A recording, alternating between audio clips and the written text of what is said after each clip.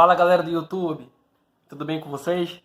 No vídeo de hoje nós vamos dar continuidade à sequência de aulas de eletromagnetismo.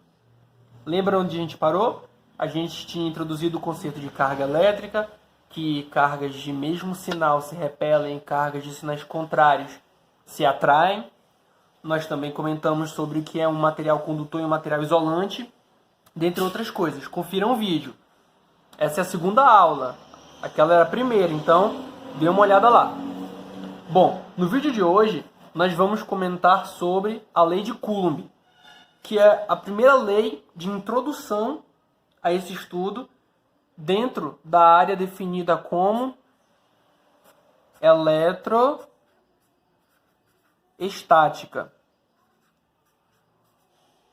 que é a parte da eletricidade que vai estudar fenômenos elétricos estáticos, ou seja, em repouso.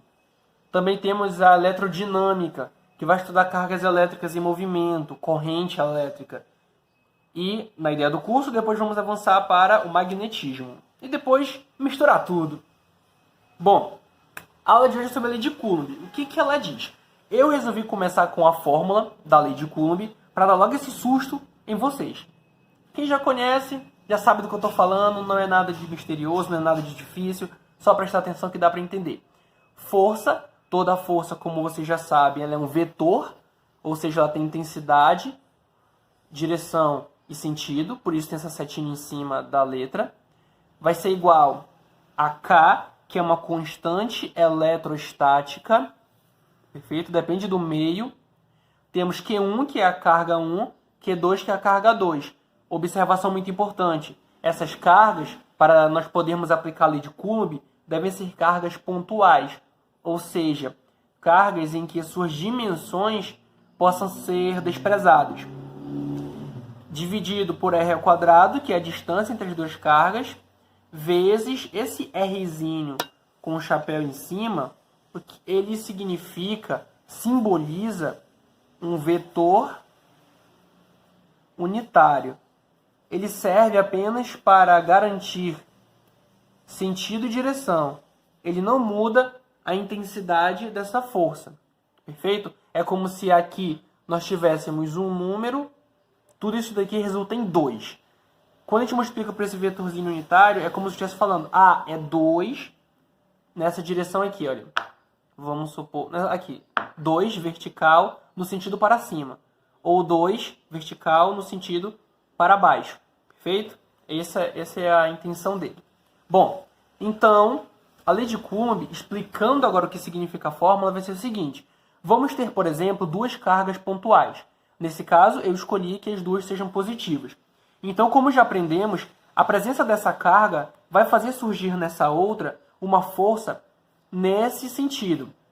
No sentido de repulsão dessa. Porque cargas de mesmo sinal se repelem. Perfeito? Uma observação sobre essa força. Qual é a direção dela? Direção é vertical, horizontal. A direção dessa força ela vai ser sempre da linha que une essas duas cargas. Perfeito? Em cima da linha. Qual o sentido?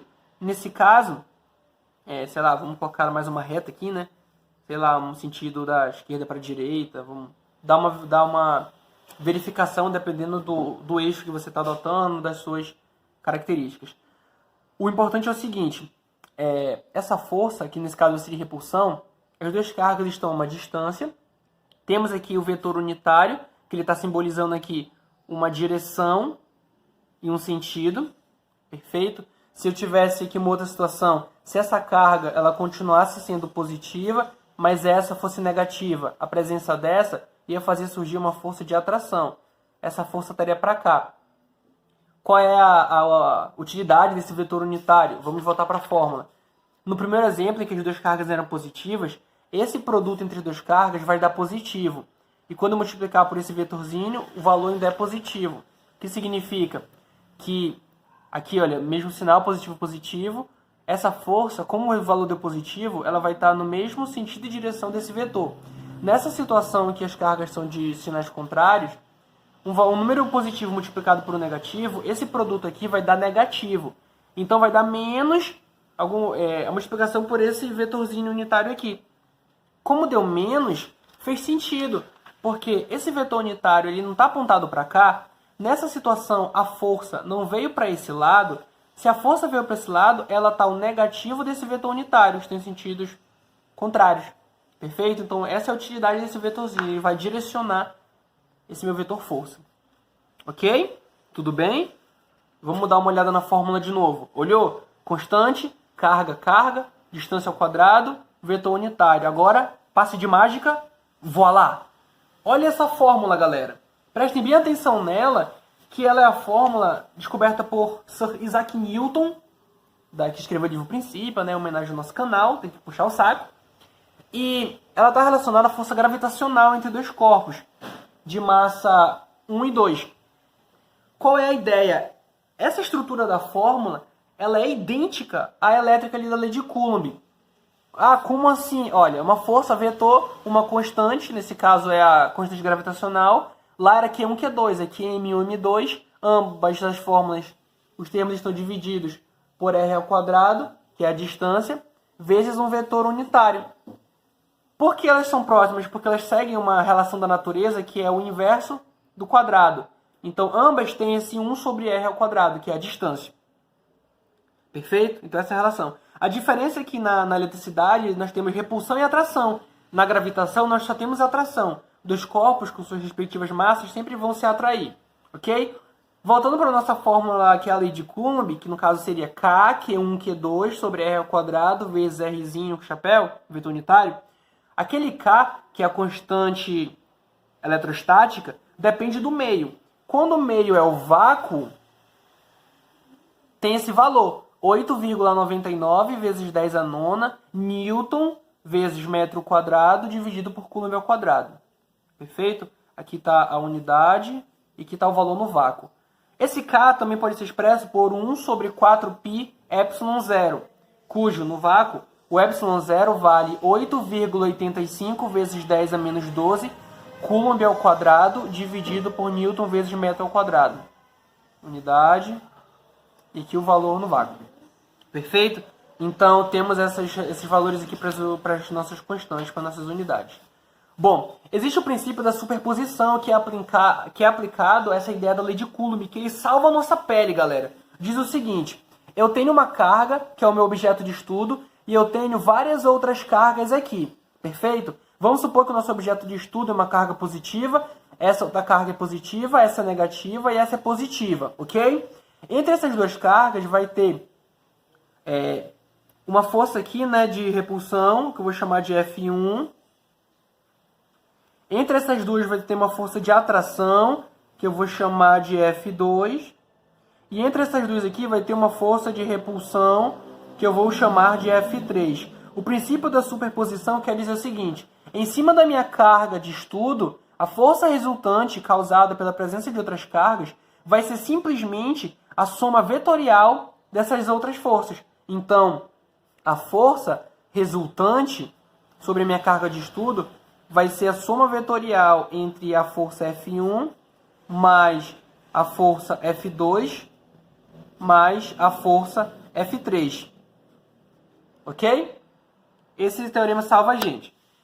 Bom, nós vamos ter aqui o teorema das cascas, que é crucial para o nosso estudo. O que ele vai dizer? O teorema das cascas ele vai estar relacionando o seguinte, são dois. Ambos vão recair análise sobre uma esfera que está carregada uniformemente. Vamos supor que a carga seja positiva. Ok? Está carregada uniformemente. O teorema das cascas, o primeiro, ele vai dizer o seguinte. Uma carga localizada na parte externa dessa esfera carregada uniformemente, ela vai sentir uma força como se toda essa carga estivesse localizada no centro da esfera. Então é como se no centro da esfera tivesse toda essa carga resultante positiva e essa carga que está na parte externa vai estar sendo atraída ou repelida por essa carga central. Esse é o primeiro teorema das cascas. O segundo teorema das cascas, ele vai dizer o seguinte, nós vamos ter uma carga agora, seja positiva ou negativa, no centro de uma esfera que está carregada uniformemente. Ok? De maneira igualitária. Esse segundo teorema vai dizer o seguinte, que essa carga no centro dessa esfera carregada uniformemente não vai ser atraída nem vai ser repelida. Por quê? Supondo que ela é positiva, entre essa carga vai ter uma força para cá. Perfeito? Só que aqui tem uma carga, vai dar uma força para lá. Como é distribuído uniformemente, uma força para uma direção sempre vai cancelar a outra. Então, uma carga localizada no centro não vai ser nem atraída nem repelida. Então, o primeiro teorema, ele vai dizer que uma carga localizada na parte externa de uma esfera carregada uniformemente vai ser atraída ou repelida como se toda a carga da esfera estivesse centralizada na esfera, em um ponto central. E o segundo vai dizer que uma carga no centro da minha esfera carregada uniformemente não vai ser atraída nem repelida devido a esse equilíbrio de cargas. Como nosso último tópico da aula de hoje, espero que vocês estejam gostando, vamos analisar condutor esférico. Bom, agora nós temos ainda uma esfera. Gente, se vocês não estão enxergando a esfera, ela está aqui, olha. Isso é uma esfera. Perfeito? Então nós vamos ter agora um condutor esférico. Ou seja, por exemplo, feito de metal, sei lá, uma bola de cobre. Esse princípio ele vai dizer o seguinte, quando a gente carrega essa esfera, seja com carga positiva ou com carga negativa, essa carga vai sempre se localizar, se locomover até a parte externa dessa mini esfera condutora. Ou seja, em um condutor metálico esférico, a carga, seja positiva ou negativa, sempre vai estar localizado na parte externa. Aqui dentro não existe carga. Só adiantando um conceito que nós daremos ver, aqui dentro não existe campo elétrico. O campo elétrico é nulo. Ou seja, toda a carga, quando eu carrego uma esfera condutora, por exemplo, metálica, vai estar localizada na parte externa. Esse é o princípio do condutor esférico. Perfeito? Espero que tenham gostado desse vídeo. Não esqueçam de curtir, se inscrevam no canal, ativem as notificações e acompanhem. Até o próximo. Valeu!